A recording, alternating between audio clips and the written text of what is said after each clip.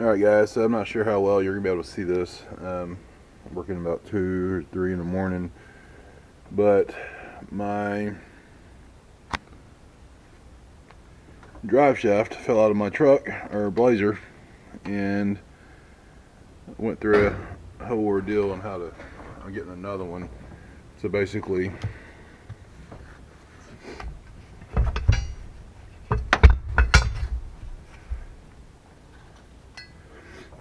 I'm not sure how well this will show up, but I was going about 2 or 3 miles an hour through a parking lot, and it just literally popped off. Hit the bottom of the truck a couple times, hit the concrete pretty hard, and messed up the end over here.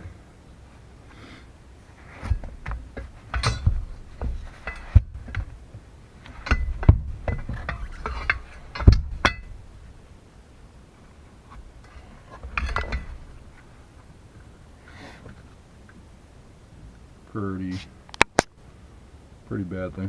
So it's not, I can't reuse this. So, and this is for, I thought, a factory 12 point or 10 point rear end. Well, I ordered another drive shaft from a member on ChevyK5Blazer.com. Came in, went down, bought a U-joint for, a factory rear end. Turns out I've got a 12 point rear end. The drive shaft that I got was a 10 point rear end, and it didn't work. So what I had to do was, I'll cut you back on in just a second. Alright, so what I had to do was, on this drive shaft, the one I got from the forum member, is for a 10 point rear end, and the rear end I have in the Blazer is for a 12 point. So I had to get a U-joint that had 10 point on these sides and 12 point on these sides. And the 10 point use retainer clips like this on the inside, and then the 12 point use the retainer clips like this on the outside. So, and this is the part number from O'Reilly's. That's the brand, Precision U-joint, Universal Joint, OE, and then 372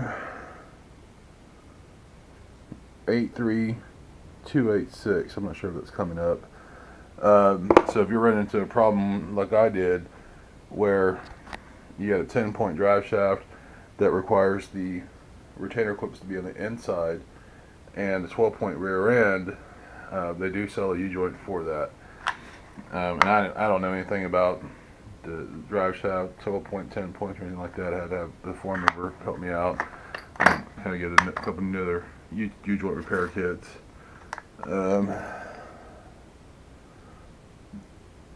8100 Help is the brand. I ordered a Moog U-joint. I ordered all, try to do it right, order the good stuff, and just none of the stuff was proper. So to keep, having to wait a few more days for stuff to come in, to get the truck back on the road, I'm just gonna put whatever I can in there. Not that these products are bad, but I like to try to use Moog on parts like this that are very crucial. So what I did on installing the retainer clips that go on the inside, and let me get a screwdriver. So you'll see this rubber piece and this rubber piece, or actually I'm sorry, you'll see this rubber piece, and this is the retainer clip here, and it literally just clips in like that. So what I did was, this is the old one here, just got a socket big enough to put on the end that's not too big. Pounded it till one side came out, other side came out, pulled the old U-joint out, put the new one in, I put the U-joint in itself without the end caps on, and I put one unit cap on, set it in there, slid the U-joint up. So I'm definitely not sure how well this is going to show up on camera, but inside the U-joints, I don't know if you can see over here, them are all little bearing rods or something to keep it turning very easy. So I put the U-joint on top, just, you know, didn't hit it or anything, and slid this part up, put the U-joint cap on top, slid this part up into where it was sitting in here, so then the rod bearings would fall out. And once I had it up, with one hand I was holding it up and holding the socket, and other hand just hammer this down, you know, hitting the socket until it was flat. And when I got this one about 3/4 of the way in, I flipped it over, did the other side. So when you fall out, you want to go back in, make sure all the little rod bearings are still in there, didn't fall down or anything. If they did, just get a screwdriver and push them back up into place like that. So flipped it over. Same thing on this side. I pulled up the U-joint, held the socket on there with my hand, put the cap on, and banged it down until it was flat. And they say just go far enough in. Sorry, for some reason my nose is running. Go far enough in to where you know, it just clears the little retainer clips. But honestly, whenever I banged it in, that's as far as it went, so it cleared perfectly. And then on the retainer clips, I don't know the proper way to do it. All I did was, with one hand, stood up the drive shaft, and with the other hand held the retainer clip in, put pressure on it, and once I felt it was in the right spot, I just kind of hit it and got it to go in. Did one side, then I did the other side, and you know, they didn't go all the way in. I just got a screwdriver, flathead, with a bigger tip on it, the blunter tip. You know, just knocked it in to where it set into place, and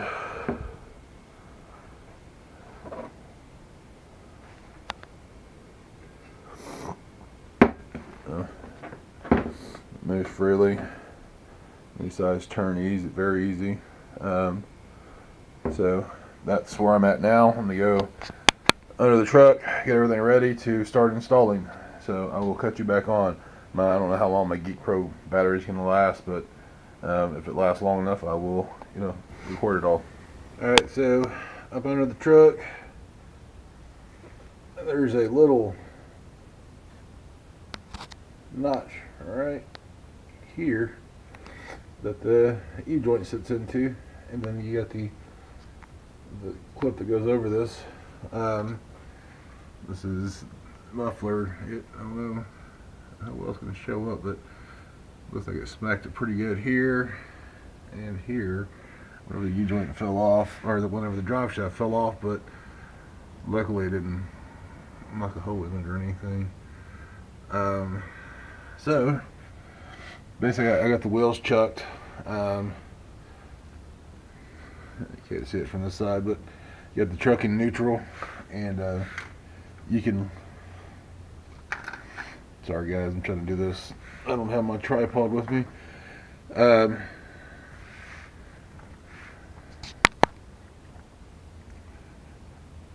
You can basically turn, if I had my tripod, I'd be able to pull the drive shaft back out, and you can turn the drive shaft with the truck in neutral, as long as you get the wheels chucked and all that good stuff, to where you can get to the line where you need to for the back. That way you don't have to jack up the rear end. And that's if you're able to get under the truck. If not, then you're going to need to, you know, jack up the back and be able to turn the wheels, so you can turn the wherever this piece right here is called, where the U-joint connects to it. So yeah, that's about it. I mean, it's not a very time-consuming process or anything. It's just you know, you've never done this before, you know, like me, then you make some errors. Now this is a 12-point rear end, and this is a 10-point drive shaft. Drive shaft for a 10-point rear end, and this is what the U-joint looks like for a 10-point. The retainer clip is on the inside, not the outside. On a 12-point, I think it's a 1310 or 1315, the U-joint retainer clip will be here on the outside. So they're fairly easy. A lot of videos on YouTube on how to replace them if needed. And that's it. I'm going to go ahead and tighten this up and give it a test drive around the block, make sure everything's working right. Also, before you get too far into putting everything in, tightening everything together, I don't know if it's going to show up or not. I'm sorry if the camera's all upside down looking, but there's the nipple to grease the fitting. So before I tighten everything up, my grease gun is actually in my storage unit, so I got to wait till the morning now. But that little piece right there is where the grease gun fitting or the nipple is. So before I tighten these bolts down and get everything in place, which it's going to work fine. I don't know if you can see that's the little piece I was telling you about that holds the actual U-joint into place. Before I tighten everything down, I'm going to go get my grease gun in the morning, here in a couple hours at 6 when my storage unit opens, and grease everything up before I put it on, and then I can put it on and not have to worry about tightening it up, taking it off, putting it back on, doing the job twice. So, alright, just a little quick update. What I'm doing here is I went and put this on the Blazer, but I'm not able to get to the grease fitting or nipple. So what I did is pulled it back off, and I've got it just a clamp holding it on. I'm gonna go ahead and grease the front and the rear fittings while it's here, and then I'll go put it onto the truck. Hopefully that works. I don't know if it'll work or not, but when it's on the truck, the piece coming out of the transfer case where it mounts into, that I can't reach it. Maybe if I would have put this on where this is the other way, so maybe flipped it over to where it would have been like right here, I could have got to it. But the way it is now, it's not, and I don't feel like taking it off and redoing it. So try it out, see what happens. Alright guys, so it actually worked pretty well. I just did it until it started coming out. So it's filled up. Same thing with the rear. I started seeing it come out down here. Right, the bottom right here you can't see because the light's not too well. So they're both repacked. I'm going to clean them up a little bit, and then take them over to the truck. All right, guys. So now we're just tighten everything up.